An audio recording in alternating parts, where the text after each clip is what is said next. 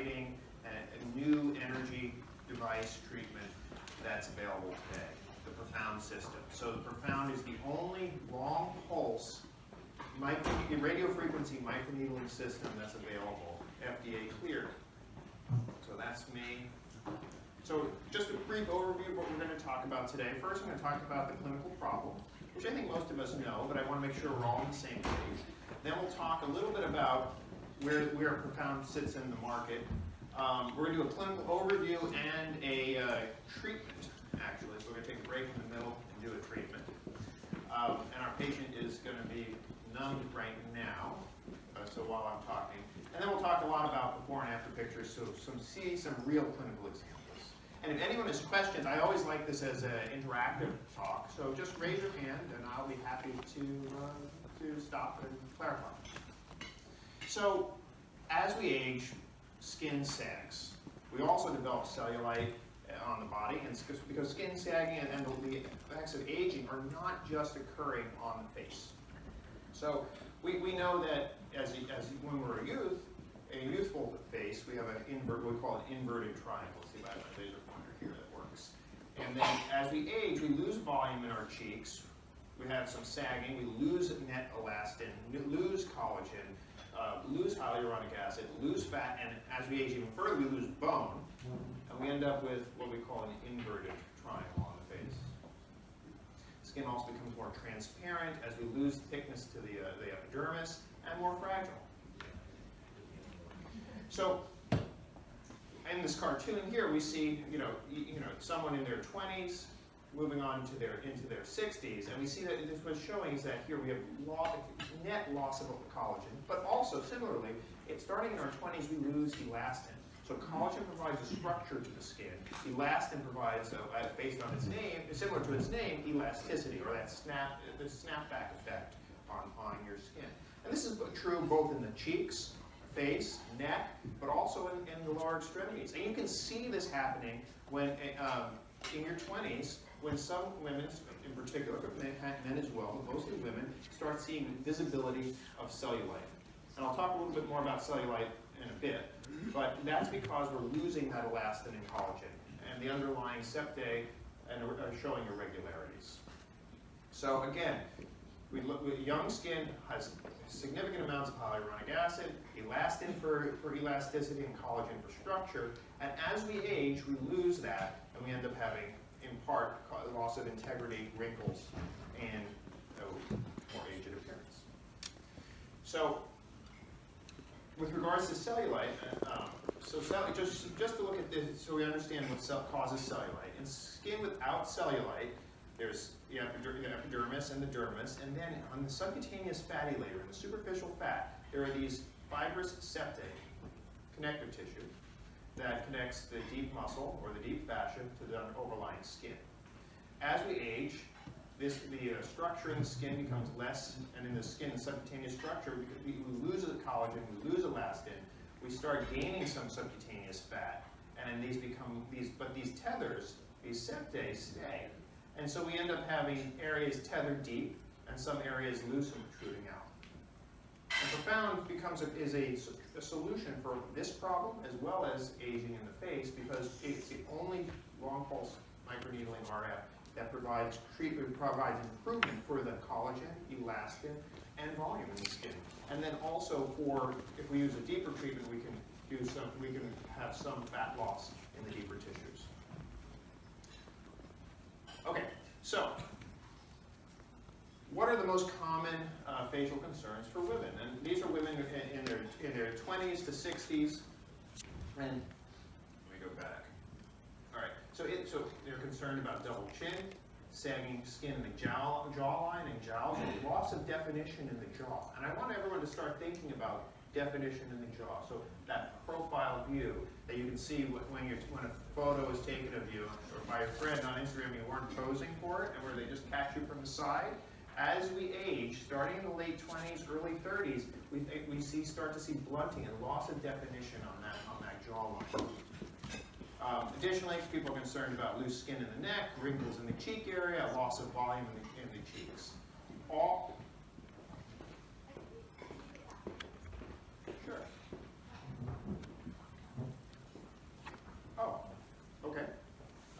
question is, I skipped the slide intentionally, but I want to talk about it. But no, it's fine. It's fine. It's fine. Thank you for bringing it up. I'm happy to. So, the slide's out of order. So, with regards to this, we have these problems, and for the face, Profound is able to treat essentially all of these. We can treat the cheeks, the jawline, under the chin, and the neck. And I'll show you some examples when we talk about clinical evaluation of a patient with facial and neck aging, that how we can address each of these. Okay, so let's just talk a little bit about the technology. So who here is familiar with microneedling? Raise your hand. Okay, great. Who here is familiar with radiofrequency energy?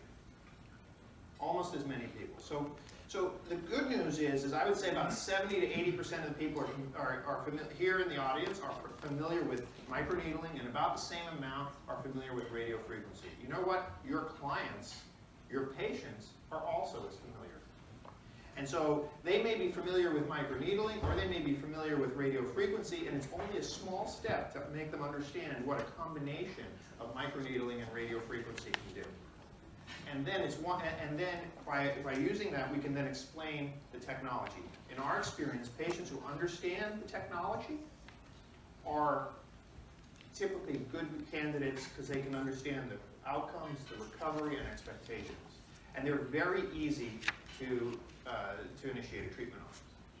So with regards to the technology, you can see me here administering the device to a patient, and it's a very ergonomic handpiece, but it sets a set of paired microneedles, either a set of 5 paired microneedles for 10 needles, or 7, depending on the tip that you're using, with precise energy control. So the Profound system, as you can see in the cartoon, in the photograph here, okay, is very slim design, and is easy to administer.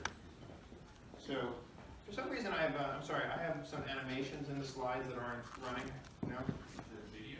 No, it was just like all the text didn't come up on the last slide. Okay. All right. Very good. That's the way it is. Thank you. So just going back. So the Profound device provides real proven outcomes, and we'll talk about the data for response for improvement in facial wrinkles, improvement in lift.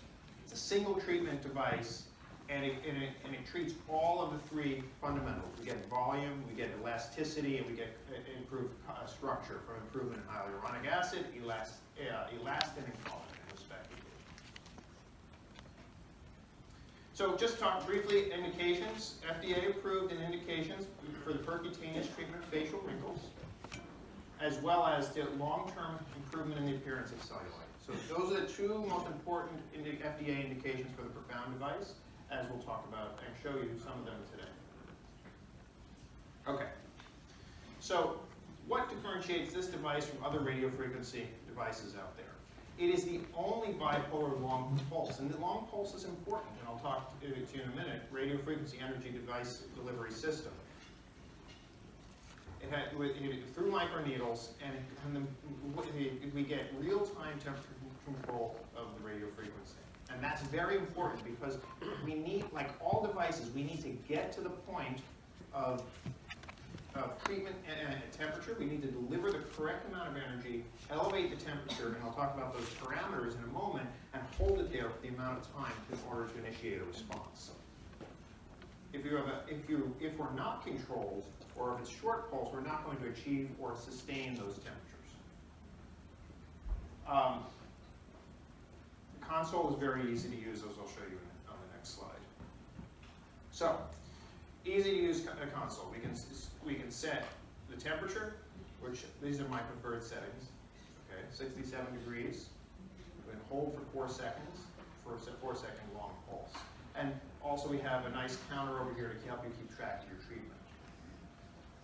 So here's a blow-up of the actual device. So here's the handpiece. On the dermal skin tip, we have a temperature cold plate for cooling of the epidermis, because we're delivering the energy, bypassing the epidermis to the dermis itself. And here's a drawing of the, on the left is a drawing of the electrodes, where they get deployed from the cartridge into the skin. Now, there has to be a disposable here because we're using needles in the skin, and that's why there's a disposable tip. So, what does it actually look like when it's deployed?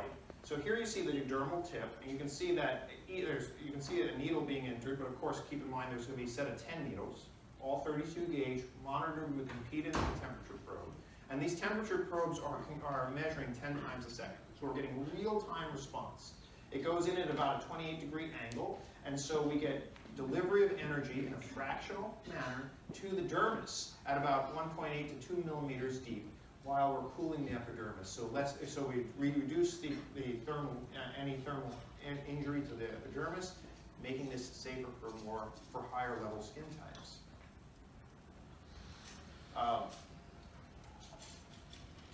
Additionally, we can treat the deeper fat.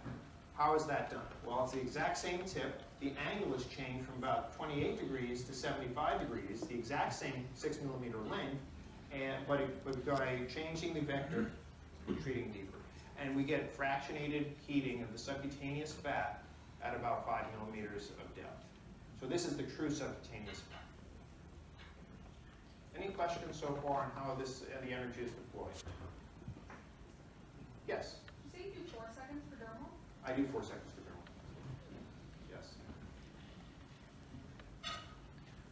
How do we know that the energy is reaching temperature and we're having fractional injury? Okay, and how do we also know, if we're deploying the device, which is an inch or so wide, that we're in the same tissues and all the same tissues are getting the same energy? Well, first of all, let's look at temperature. So this is from a study where the goal for temperature was 70. Was set at 70 over 70 degrees. And you can see on the top, we go top and then bottom, where the radiofrequency energy is on and then they turn off. And you can see where the two paired microneedles are. At 1 second, we've essentially reached the target temperature. At 3 seconds between the needles, we're maintaining temperature, and then the pulse is turned off at 5 seconds. Okay, so it takes 1 second to get up to temperature, and we hold it for 4 seconds, and we're maintaining that temperature between those needles. Note that the surrounding tissue is not getting bulk heated. We're getting true fractional energy delivery. And then when we immediately turn it off, 1 second later, we're significantly lower temperature. By 3 seconds, we're almost back to normal temperature everywhere, and by 5 seconds, it's completely back to normal physiological temperature. When we actually look at how this is controlled, okay, because remember we have 5 or 7 paired needles, it's done by measuring the impedance. Because remember, we could have one set of paired needles in a slightly different tissue than the other, although they're adjacent across the face or the thighs or wherever you're treating. So if you look, here's a pulse, okay, and this pulse is set for 4 seconds. And you can see on the right, over here, that after 1 second, we've reached the target of 70 degrees, which was in this study was 70 degrees. But how do we, and it's held there for 4 seconds, and immediately you get drop off once the pulse is terminated after it's been held for 4 seconds. Well, you can see that on the left side, you see impedance, and you can see different paired needles are seeing different impedances of the tissue, so different electrical conductivity. And so what's happening there is that we have one tissue, which is the R5, the high one has high impedance, and the others are mostly in the same tissues. But you can see that the power is adjusted high at first. Once it's reached temperature, immediately reduced based on both the feedback from the impedance and the temperature. And the net effect is holding the temperature at the desired treatment for the time period. The key of this technology is that we hold the temperature there for the desired amount of time, because otherwise we're not going to get stimulation of the tissue for regeneration. So, why do we choose 67 degrees? Okay. So, if you look at the graph on the left, we can see the area, we can see the temperatures and time where we start to get partial denaturization of collagen. And this is the key to initiating the healing response and the deposition and production of new collagen, elastin, hyaluronic acid. So the collagen in the dermis starts to denature at the blue line, and it's fully denatured at the red line. That's a burn. We don't want fully denatured collagen, right? We want partially denatured collagen. And the sweet spot is in the 4-second, 67 to 70 degree range. So we need to get the collagen doesn't need to just be to reach a temperature of a millisecond.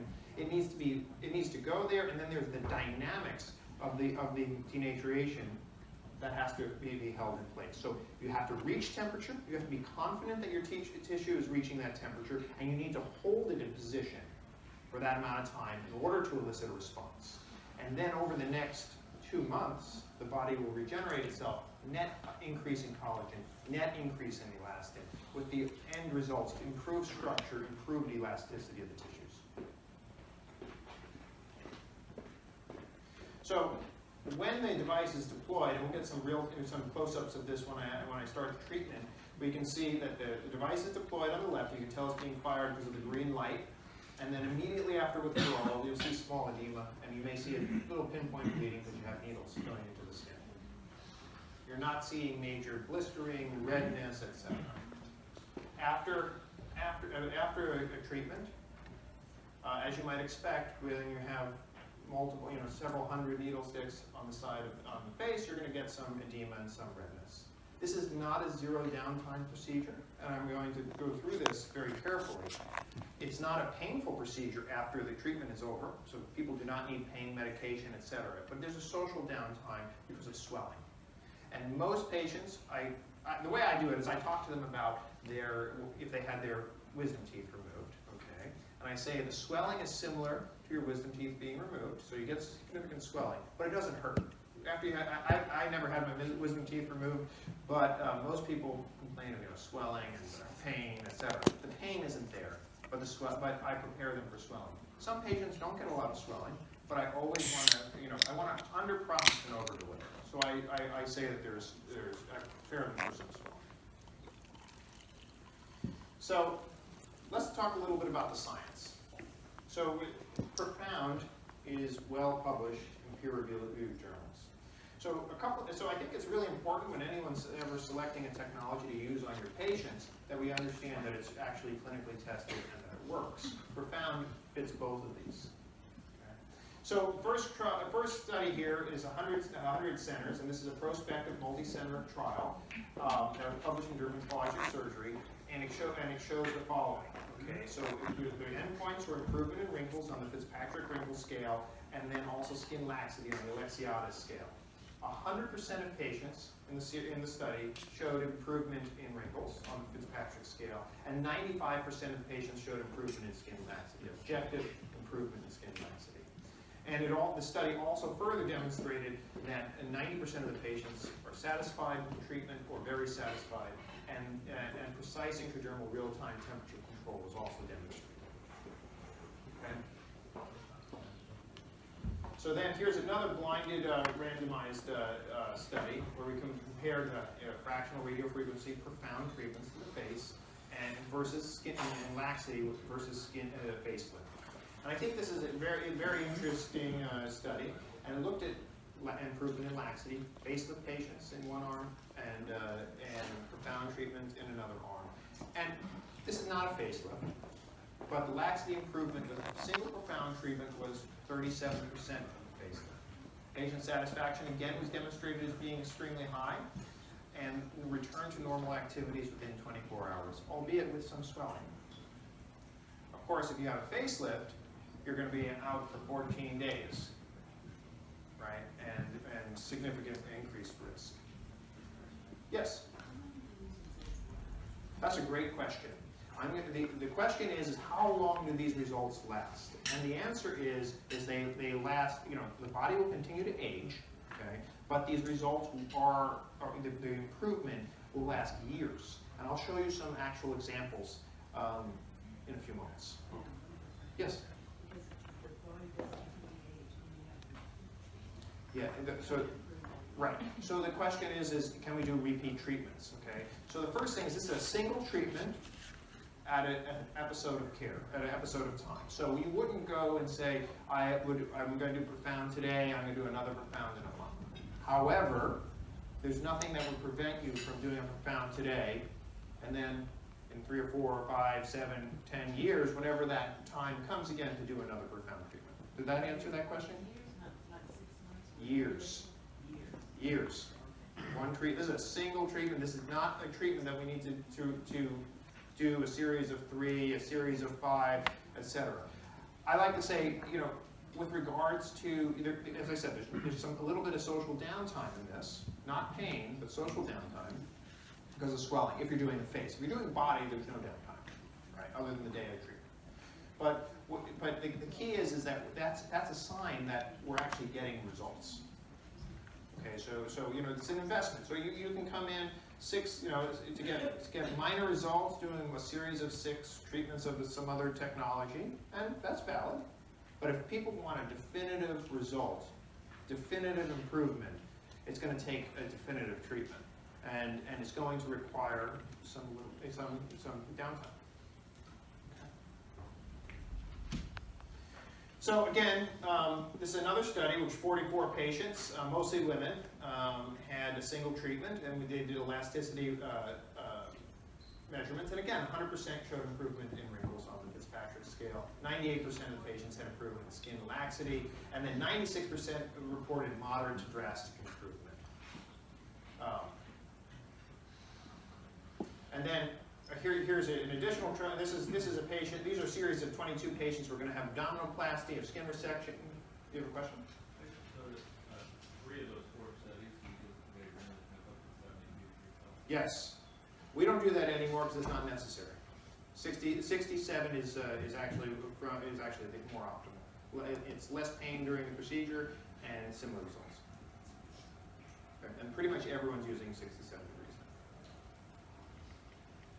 Yes. Is that even SubQ? Some people use a little bit higher. I can go to 68 sometimes, but I'm not so certain that it's actually making that much of a difference than 67. I don't go to 70. Yeah, I mean, you can. So just as an aside, at 67 degrees, you will hear that in many cases the skin popping, this fat popping and cracking and being destroyed, cavitating.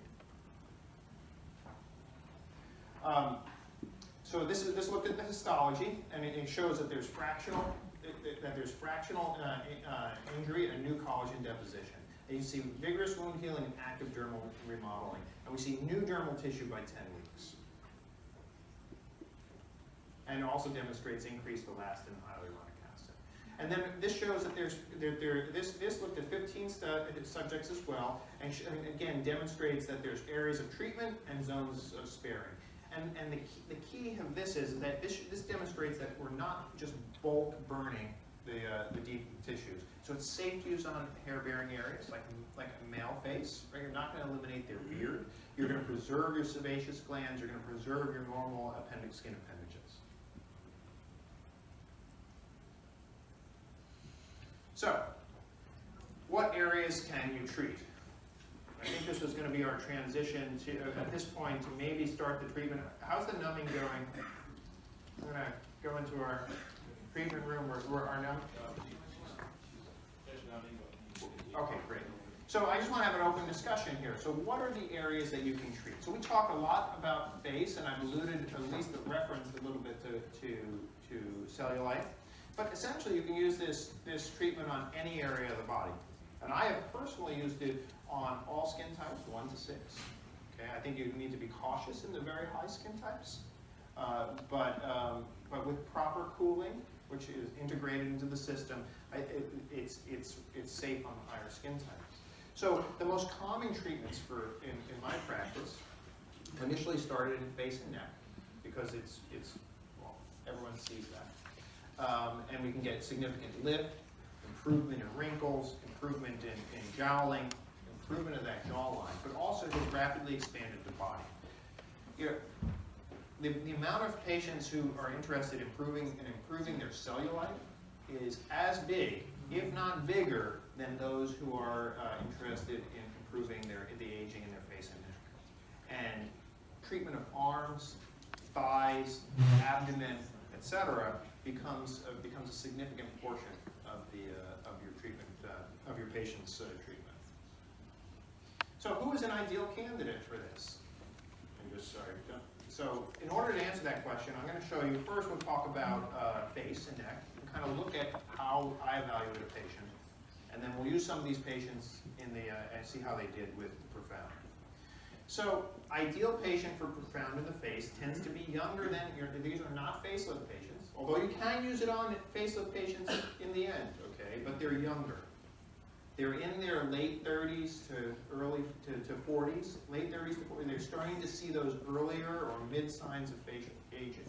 And so, if you look here, this lady's in her early 40s, and we start to see, and notice she's a Fitzpatrick 5 skin type. Okay, we start to see loss of this contour here on the jaw, on the jawline. And why is that happening? Because we're losing volume throughout, and we're starting to lose elasticity in the skin, and things are sagging. And we're also losing volume. We're losing elastin for the past 20 years. And we want to restore that. So in the 40s, we want to try to redefine the jawline. I think that's really the key for the younger patients. And it is something where previously, at least in my practice, and we offer a lot of technology and surgery, it was sort of an area where we didn't really have anything to treat them with. I mean, you're not going to do a facelift on someone like this, right? I'm sure somebody out there would, not in this room, but that would not really be the right thing to do. So it fits in. As we get older, we can treat, or at any age actually, you can treat submental fat. Now focused on, again, on this area right here. And by doing that, we can improve the cervical mental angle. As we get older, 50s, 60s, 70s even, we want to improve wrinkles on the cheek, may improve jawline. And these patients may qualify for surgery, but they don't want it. Either they don't want it or they can't do it for one reason, medical reasons, or for professional reasons. And these patients, many of these patients, although you're not getting a facelift, and I'll talk about that in a minute, will get significant improvement. So again, you get someone like this. I mean, this patient needs a facelift. Profound is not going to, is not going to be the perfect solution for this. But even in this patient, with a profound treatment, we get improvement. But if the patient comes in thinking she's going to get a facelift, then we're set up for someone who's not going, an unhappy patient. But if you're realistic with the patient, and say, yes, you will get a result, and you can be confident saying that because the studies, not only does our clinical experience tell us that every patient gets an improvement, but the actual clinical studies show that as well. She's happy, but you can't tell her that she's going to look like a facelift. So we're going to see the profound treatment in a minute. What's happening right now is numbing. And I think it's very important to talk about local anesthesia. So this treatment cannot be administered with topical anesthesia. Walk back there. Great, perfect. Yeah, great. So I think everyone can still hear me? Yes? So I'm walking back to the treatment room. And we're actually numbing right now.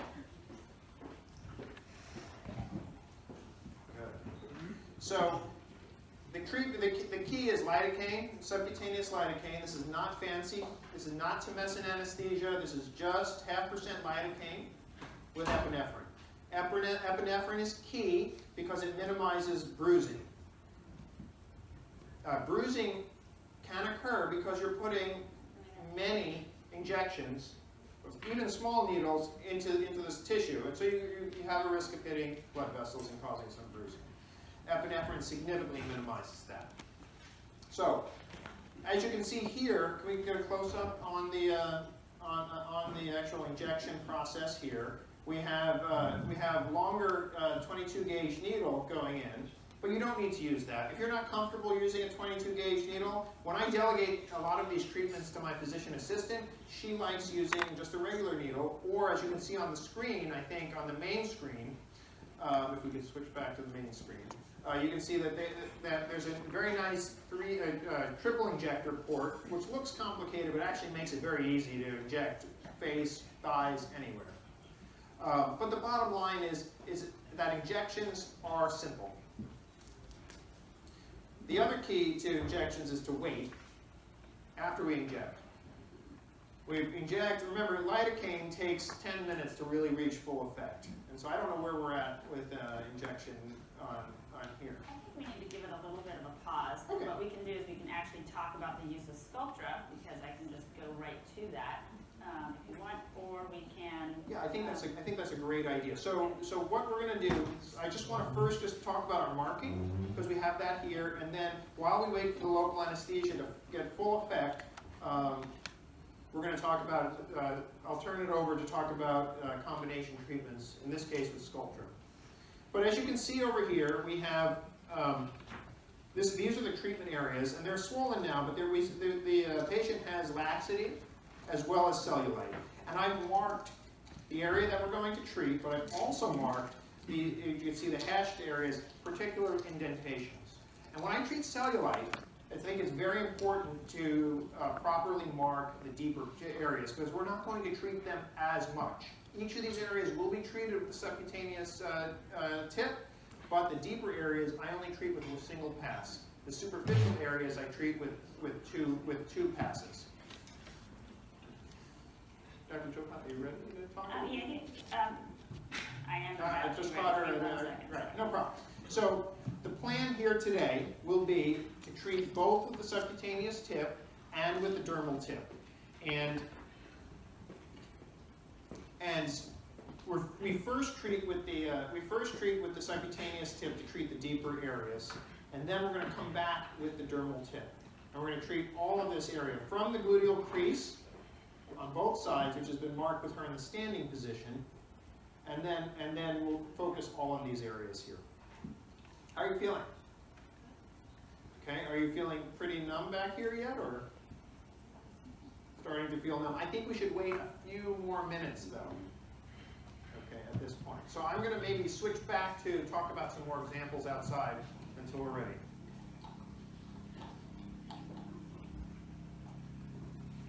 The patient also was pre-medicated earlier today with a milligram of Ativan.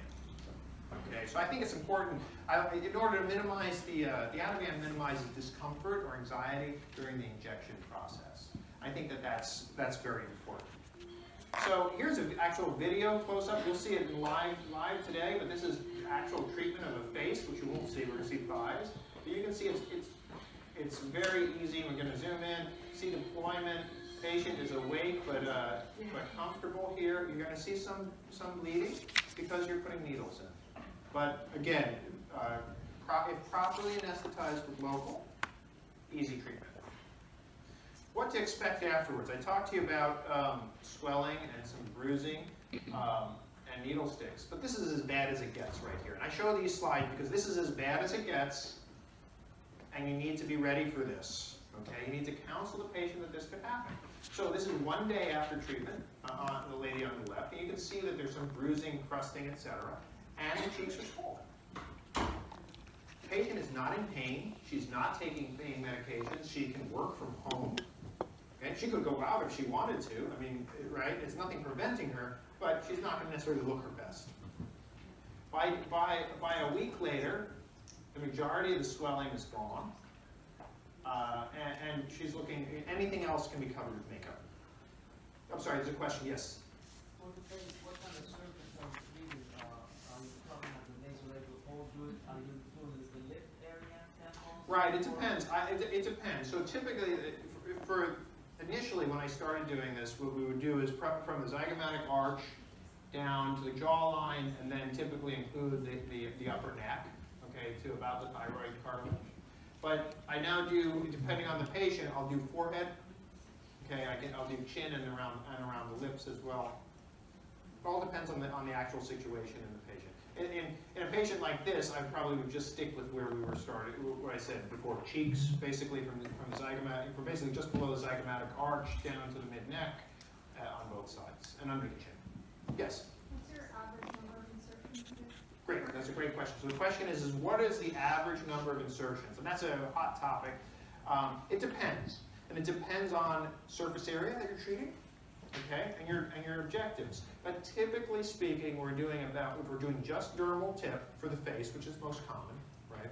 We do about 100 insertions on each cheek for an average-sized woman, and then about 50 or so in the chin and mouth area if you're doing that, and then about another 100 on each side in the jawline and neck. So I think about 400 is about right, but it varies. It really varies, and I don't count pulses. I don't go and say I'm going to do 125 pulses on this person.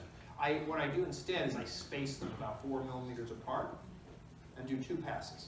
So I start and go front to back and then top to bottom, and I space it so I get a grid-like pattern.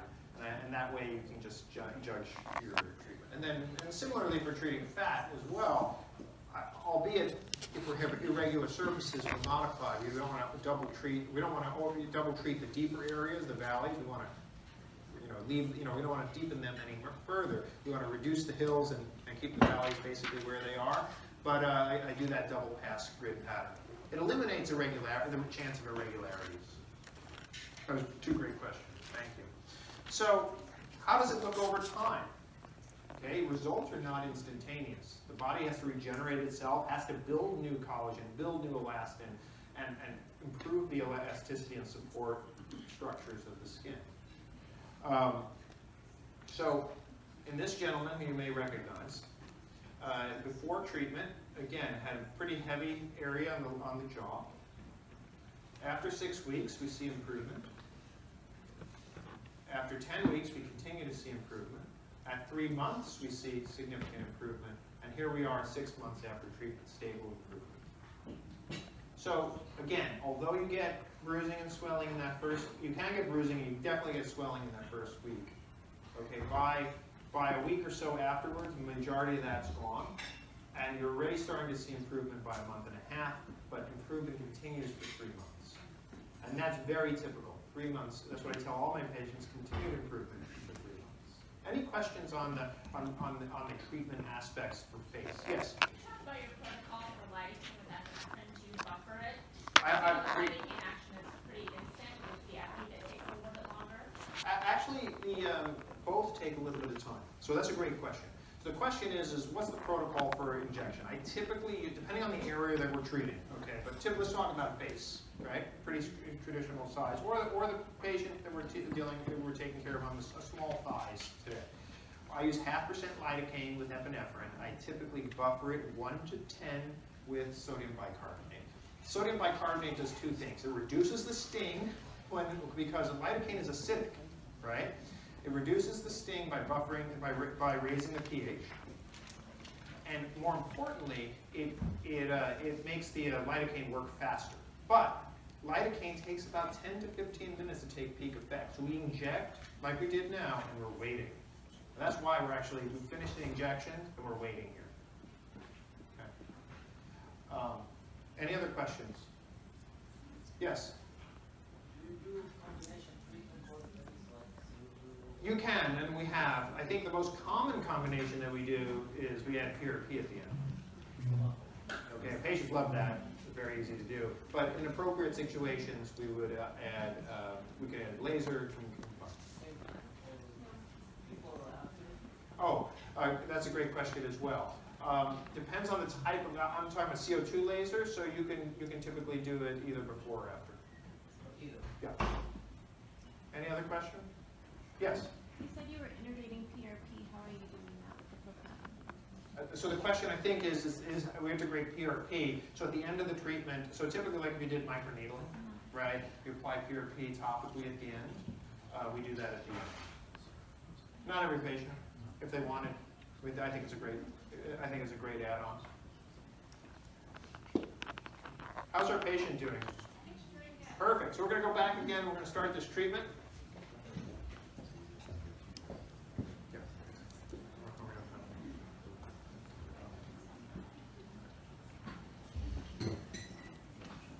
Okay, I'm going to give you that.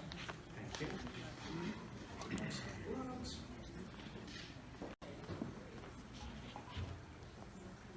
And I believe doctor, you've marked areas where you want to not take too much fat out. Where's our Head. Oh, okay, great. So why don't we get a close-up here? So here's the device. Okay, so this is how it looks when you turn it on. Okay, I have the subcutaneous handpiece attached, and it has a nice holster here so you can take a break if you need to. I have the subcutaneous tip here, and the subcutaneous tip has 7 pairs of needles. So 14 32 gauge needles together total. I'm going to pass this off to somebody to open. And we're going to get ready here. So I'm going to select SubQ. And it's going to tell me that I need to put a cartridge on. And I have a cartridge here. And so the cartridge is very easy. Can we see this right now? So it just goes in and clicks in. I need to set my temperature and our pulse time, and then it's telling me to calibrate.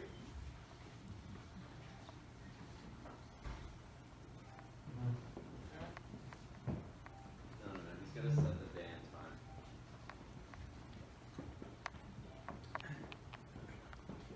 Set date and time. Set day and time. Date and time. Sorry, it's giving me a thing. It's okay. Set up. Okay. Accept. Okay. Go here. All right. Now it's okay. So just when we moved it, the time went up. Okay. So now it's calibrated. It's completed its calibration, which took only about 5 seconds to actually do. We attached the cartridge itself. We have our settings, 67 degrees, 4 seconds, and we're ready. We're going to hit treat, and we're ready to go. So I just want to show what this looks like. Can we get right in here first? I'm just going to deploy the needles. Focus right on the tip. Ready? So we'll just do a cone in right there, and we fire, and we can see the paired needles. Okay, and then I can treat, and I can bring it back. We'll do that one more time. So Okay, this is good. great. So I'm going to deploy, and then I can treat, which the trigger button is right here, and it automatically goes back.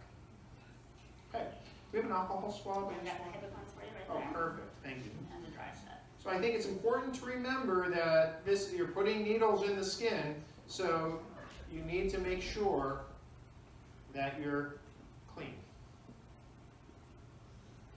Okay, perfect. And I'm just going to gently dry this here. How are you feeling back here? Good. All right. Very good. So I'm just going to start and right here. And I like to really, because there's curvature, etc. I like to use 2 hands and come right onto the tissue, and then we're going to deploy the needles. How's that? Are you okay? Good. So I'm deployed right now, and I haven't activated. And then you hit the button, and we activate. I don't know if you can hear, but I can hear the crackling of the fat as it cavitates. How was that pulse? Patient says she did not feel it, which is a good sign. Okay, so I'm going to just continue marching forward. Deploy, fire. Very simple. March forward about 4 or 5 millimeters. Deploy, fire. And a treatment like this can easily be delegated with appropriate training, in-office training, and support by Candela. In our office, we delegated to our physician assistant, but this is, once the planning is done for the patient, it's very easy to delegate. You can see that there's no particular challenge right here to doing this. Very easy. Maintain good contact here. Again, march forward, deploy, fire. I love the crackling of the fat. Yes. It's very satisfying. And we're getting it right here very nicely.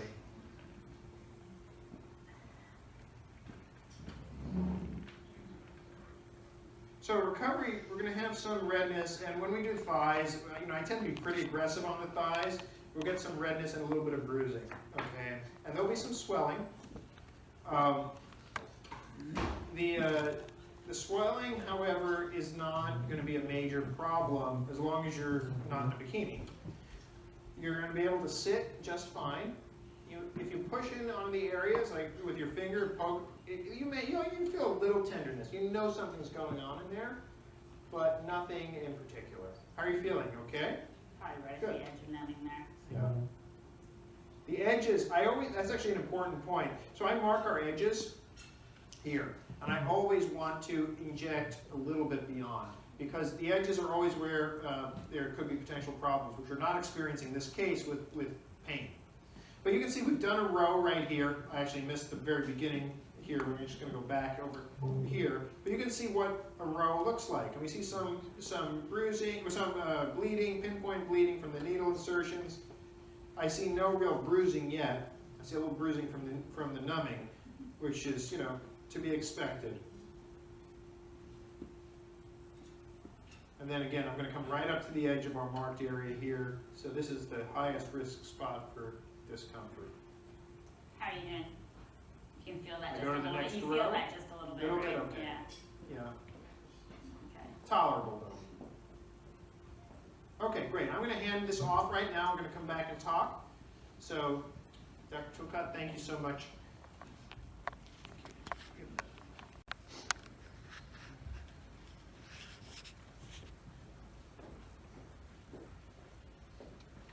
So just going back to treatment results for the face at 6 months, significant improvement in the jawline and in the chin here. So again, just to review what we just talked about, how does it look immediately after treatment? So we get 1 day after, we see some pinpoint redness from the needle insertions. 3 days after, we're starting to see improvement, in both swelling and in the redness. By a week later, no problem, essentially. Okay? And then how does the healing progression go? 6 weeks, we have significant improvement, but we're still seeing improvement by 3 months. So ideal patient for face, mild to moderate laxity, although you can treat patients with more laxity. Realistic expectations and someone who knows about the technology. So let's talk about before and afters. While we're doing the body over there, we're going to first talk about face. So here's another, we talked about longevity. And you may recognize this gentleman who's here today. And I assure you has given me permission to do this. So on the left, you see him before his first treatment. And he was one of the first people treated with this technology as it was being developed. First generation. And he was treated with the dermal handpiece only. And you can see him here at age 37. And now here you see him after, 5 months after his were found. Look, again, look at the jawline. This is, in the people in their 30s, late 30s, this is early 40s, this is the key. This is the home run. I mean, he's seeing early signs of aging here. Now he looks significantly better. No weight loss between this. This is just the treatment, 5 months. But now look at age 44. I took this photo about 7 months ago, and this is 7 years after his treatment. Okay, so back to your question. Now, Jeff looks good here.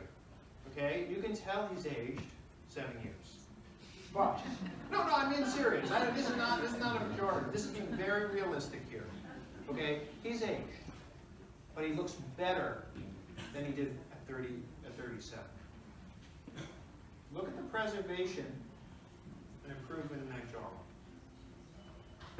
Okay, so aging will progress, but these results are significant and they will last. Okay, and when we talk, so that was jawline. How about wrinkles? So here's a patient who had these radial lines on the cheek, treated with dermal handpiece. 6 months later, we have significant improvement. 2 years later, the patient has aged, but those dermal lines are still better than before. Going back to our original patient, right, where we talked about our 40s, this is sort of our ideal patient here. Loss of the jawline, loss of definition there, single treatment, significant improvement in that jawline. This patient, the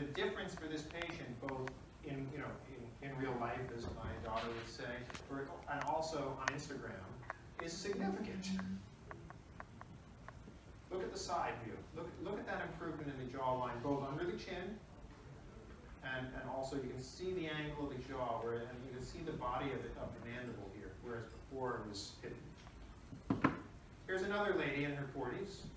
Okay, going back, sorry. Again, not great chin and jawline definition. Single treatment here. Significant improvement in the cervical mental angle and the jawline. On the oblique view, significant improvement. She goes, you know, this person goes from becomes significantly happy after this treatment. Significant improvement in structure and volume. Yes. So another place where we can the lines on your neck. Yes. Can you use it? Yes. Yes. We'll help the neck too. We'll show some improvements as we get on the neck. I have a question. Yes. What's your kind of cutoff age for older patients? Too low or too high? Yeah, too high. I don't have a cutoff, but I want to make sure that they really don't want to have a facelift. Okay, and I'll show you. So I'm going to progress with age in this. Yes. Is there a too low a number? No, because remember we're also treating. I mean, it depends on the indication, right? You're not going to have aging in the jaw if you're really young. What you may have is cellulite. You might have some loose skin elsewhere. You know, I've used it for women who are thin and have loose skin on their abdomen after pregnancy, and they might only be in their 20s. So again, from the side view and the other side, significant improvement. Okay, going a little bit older. Laxity in the neck, some wrinkling in the neck. 2 months after treatment, significant improvement. Jawline, neck, and cheeks. Now we're moving into the mid-50s. So this patient needs a facelift. No question about it. Okay, going, right? She's 57 years old. She needs a facelift, she needs a blepharoplasty, etc. But after a single treatment, we get significant improvement. We have, you know, improvement in the laxity and jowling on the skin, and the patient's very happy. To the neck. Okay? So we have significant wrinkles in the neck. 6 months after treatment. It's not perfect. We still have a little of this here, right? You see that little bit there, but way better, right? Way better. Okay, so even in the, you know, in the 50s, heavier neck and jaws, again, significant improvement. Significant improvement. We saw this lady earlier today in the time progression. Significant improvement in the cheek lines. Again, looking at additional patients, significant improvement in those radial cheek lines as we move into an older age bracket. As we move further, again, this patient would benefit from a facelift. But look at the results with a single treatment of Profound and significant improvement. Yes? So for a place that has both core and Profound, what's the turning point? When would you go with Profound versus when? Is it just the lift?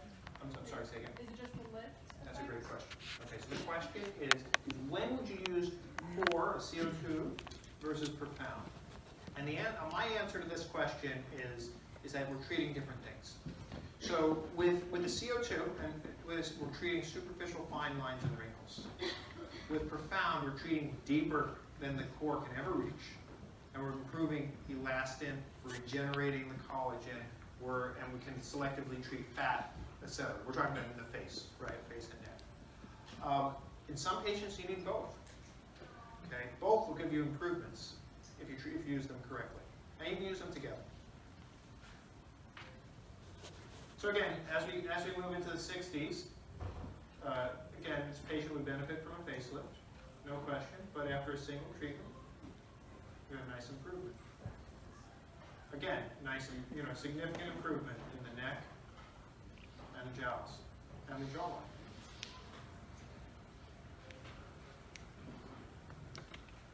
Men are good candidates as well. Okay. So this gentleman's in his 50s. That's the same issue. Loss of definition in the jawline. One treatment, significant improvement.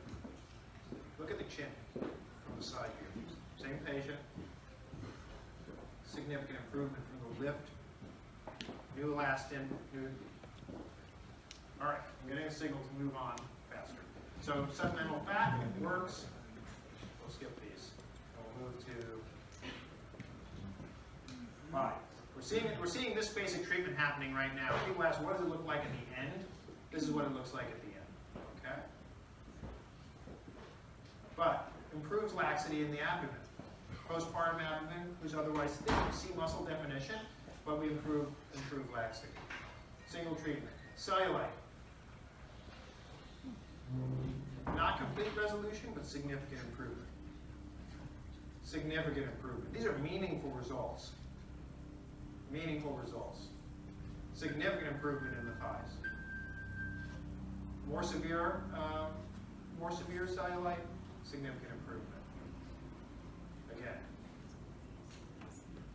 I think most of these results, this is the same patient just blown out, look for them speaking for themselves. Can I ask you a question? Yes, John. What do you, for cellulite, which is kind of a little bit newer frontier, the last 2 years versus the skin tightening, what are you seeing in your practice as far as patient response? And I know some of these patients are yours, but how far out are the results? How consistent or inconsistent is it? Right. So my experience for cellulite is more limited than it is for face and neck.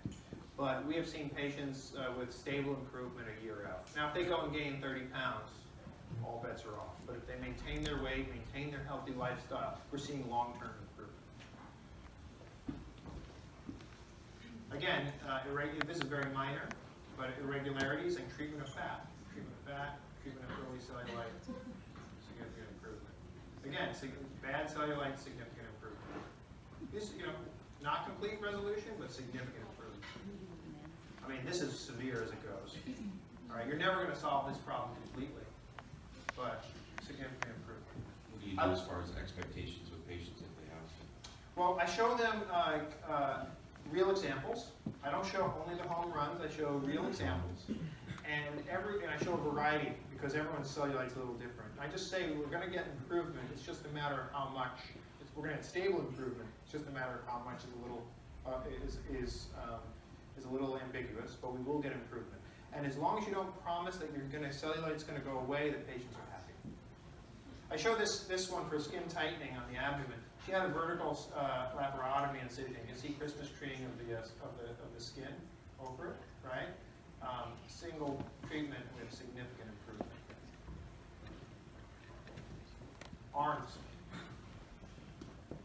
Laxity in the arms. She's in her tennis outfit. She's still in her tennis outfit, right? And significant improvement. This is a very typical one of my particular very typical devices results. Significant improvement, but not complete resolution, but way better. Patient's very happy. How far out was that? This is 3 months. I think we saw these photos already. So just to summarize, long pulse microneedling, fractional radiofrequency energy delivery, skin or the subcutaneous tissue, controlled fractional injury, improves collagen, improves elastin, scientifically shown for 100% patient response, available on the face and body. And any questions? Yes? I think it's totally different. Can you repeat the question? Oh, sorry. The question is, how does it compare to Cellfina? I have limited experience with Cellfina, but it didn't seem to work in my hand. This is very different. We're treating, it's the only thing that's been shown to improve collagen, elastin, and hyaluronic acid, all three together. Any next question? Yes? Auxiliary hyperhidrosis, have you done it? I have not. The question is have I used it for hyperhidrosis in the axillae? I've heard that this is able to work. The options include microwave heating, Botox, as well as radio frequency, but I haven't personally done it, so I can't really answer that directly. Yes. Yes, we have training. Yes, we can talk to your rep, but we definitely have trainings personally in our office for this. Well, I think that you need to. I don't know. The regulatory issues are. I'm not the expert on hand. The question is can an esthetician do this without supervision of a doctor? I think that the answer is that you need to have supervision. I don't know who can actually sulfuric, so It has to be RN, PA, NP, or MD in California. there you go. We easily delegate to our PAs. I have very good PAs though, but it's not a difficult, as you see, it's not a difficult treatment. Any other questions? Thank you very much for your time. I'm going to go back and check on the treatment. We're going to take about a 5, maybe 10-minute break for a bathroom break, and